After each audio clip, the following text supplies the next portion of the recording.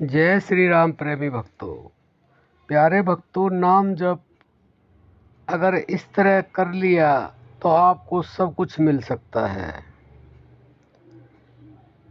देखो भक्तों, नाम जप सभी करते हैं और सबके तरीके भी अलग अलग हैं, लेकिन एक तरीका संतों ने ऐसा भी बताया है, अगर उस तरह से नाम जप किया जाए तो जो चाहे वह प्राप्त करो, इसमें बिल्कुल भी संदेह नहीं है।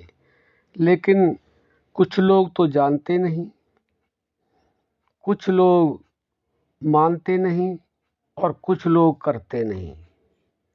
इसलिए ऐसा होता है कि मिलता ही नहीं है जो चाहते हैं। लेकिन जो सही से जान लेते हैं, मान लेते हैं और करते हैं, तो वास्तव में ही उनको जो चाहिए वह मिल जाता है। लोगों को पहले मिला है, अब भी मिल रहा है और आगे भी मिलेगा।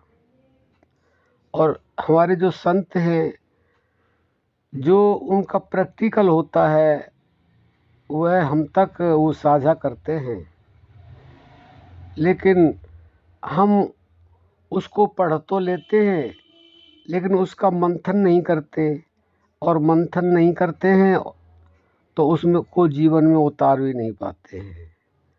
तो आप कुछ भी पढ़िए, उसका पहले मंथन करिए और फिर अपने जीवन में उसका अभ्यास करिए, तो आपको जो चाहिए वह ज़रूर प्राप्त होगा।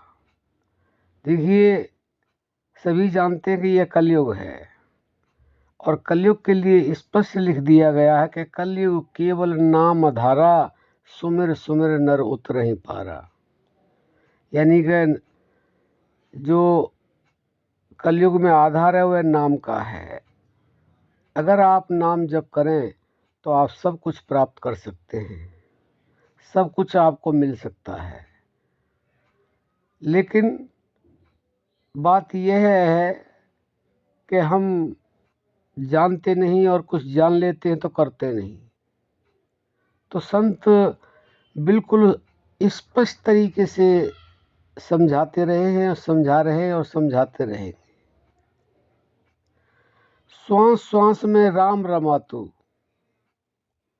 श्वास न खाली जाए, कहना मान गुरु का प्यारे, जो चाहे सो पाए। जो हमारे गुरुजन, जो हमारे आराध्य हमें यह बता देते हैं कि श्वासों के द्वारा हम नाम जप कैसे करें, और हम जब करने लग जाते हैं तो हमें वह मिलने लग जाता है जो हमें चाहिए। इसलिए लिखा कि हर श्वास के अंदर राम रमा, तो जो चाहे सो पाए। ये उन्होंने प्रैक्टिकल किया है। लेकिन हम क्या करते हैं, पहली बात तो हम जानते नहीं कि श्वासों में हम राम को कैसे रमाएं, और जान भी लेते हैं तो हर श्वास में राम को रमाते नहीं हैं। उसी के लिए नानक जी ने स्पष्ट लिख दिया कि उठत बैठत सोबत जागत नाम, नानक सद भय तिन के सब काम।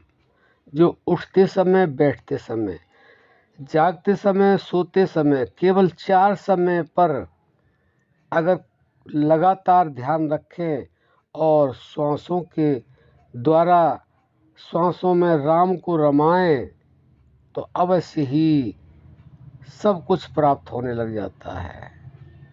तो उसको श्वास में कैसे रमाया जाए, ऐसे गुरु की तलाश करें और उसको अपने जीवन में उतार लें, उसका हर श्वास के साथ अभ्यास करें।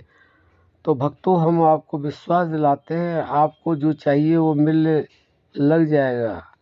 और कुछ समय के बाद ऐसा होगा कि वो जो आपको चाहिएगा उसमें फिर देरी भी नहीं होगी। पहले तो देरी भी हो सकती है, क्योंकि ये अभ्यास का काम है, जल्दी से होगा नहीं।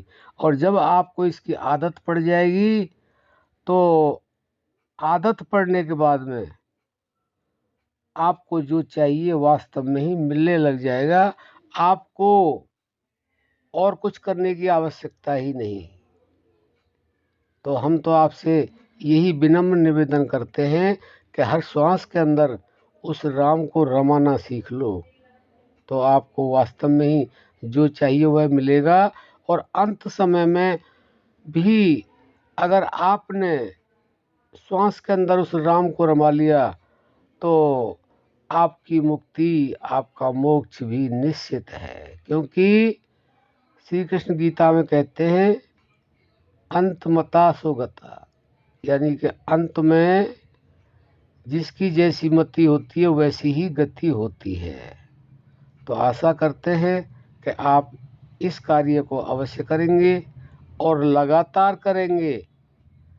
सब कुछ करते करते, इसके लिए कोई नियम भी नहीं है, ना बैठने की आवश्यकता है, न कहीं जाने की आवश्यकता है, न माला की आवश्यकता है, न नहाने धोने की आवश्यकता है।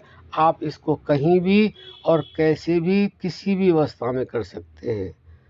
तो बंधुओं, आशा करते हैं आप इसको ज़रूर जानेंगे और अपने जीवन में अवश्य उतारेंगे, और इस लोक में भी और परलोक में भी आप सब कुछ प्राप्त करेंगे। अब हम अपनी वाणी को विराम देते हैं। जय श्री राम।